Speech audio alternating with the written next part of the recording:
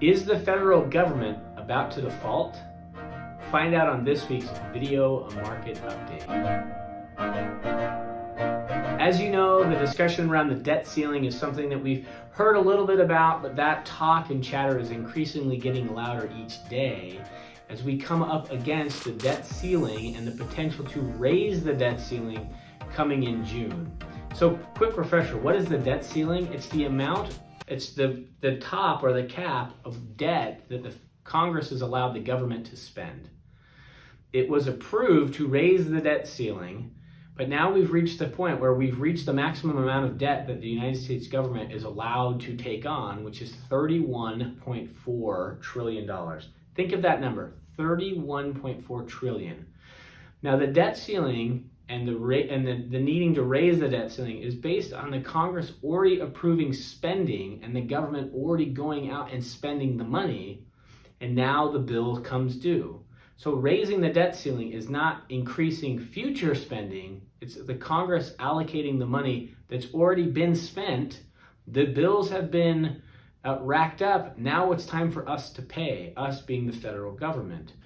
So the question is, will the debt ceiling be raised? If it isn't, what could happen to the market? So there's a couple things at play. The Congress has sent a bill to the Senate. They've approved a debt increase. But 43 Republican senators have said, we will not negotiate raising the debt ceiling unless there are spending caps in place.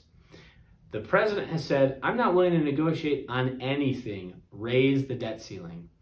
Which the challenge there is that 3 times as a senator, our current president voted against the debt ceiling because he thought we were taking on too much debt and is irresponsible. So are we going to have a game of chicken and a stalemate where everybody's looking to play politics, or are they going to try to resolve the situation? Now let's go back just quickly and look at this chart. So this is in 2011. 2 days before we were going to hit the debt ceiling, where we were no longer going to have the money to pay our bills and we would have defaulted. 2 days before that, in 2011, they raised the debt ceiling, and you can see the immediate drop in the market. Now you can see by the end of the year, we got basically back to even, and we ended that year flat. But there was a pretty significant drop in the market that took us a few months to capture back. The other issue is that the rating agency, Standard & Poor's, downgraded the federal government from AAA rated to AA+. That was significant as well because then it made the cost of borrowing, or the cost of the government basically bringing on more debt, more expensive. So the question comes, what are the solutions?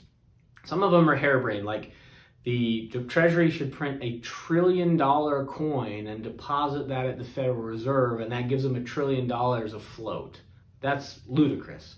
The second is they can raise the debt ceiling with some negotiation. Raise the debt ceiling, but have a cap that we're not going to spend any more money in the future. So certainly there's some things to do. But for us, when we look at our portfolio and your portfolio, what should we do? There's been talk about, should I be buying foreign currency? Should I be buying gold? Should I be going straight to cash? The issue with all of those is that sounds like that's immediately diverting you off of the plan that you may already have in place. If you have some shock absorbers in your portfolio, those will kick in and protect against the downside. But again, the portfolio that you've built, if you've built one, isn't going to be for the next month, 2, 3, 6 months. It's for years later, and we have to be willing to accept some of these shocks in the market for these longer term gains that we're trying to get.